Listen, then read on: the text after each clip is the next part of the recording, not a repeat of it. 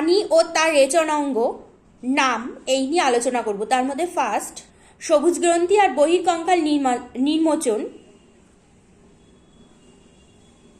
প্রাণী হলো চিংড়ি। যকৃৎ, ত্বক, ফুসফুস, লালাগ্রন্থি আর বৃক্ক এর হচ্ছে মানুষ। এরপর হচ্ছে সংকোচী গহ্বর, এটা হচ্ছে অ্যামিবা প্রাণী। এরপর হচ্ছে ফুসফুস আর বৃক্ক, এটা হচ্ছে ব্যাং।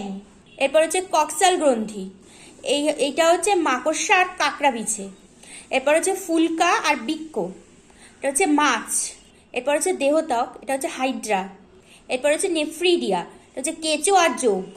এরপর হচ্ছে আদিবৃক্ক, এটা শামুক।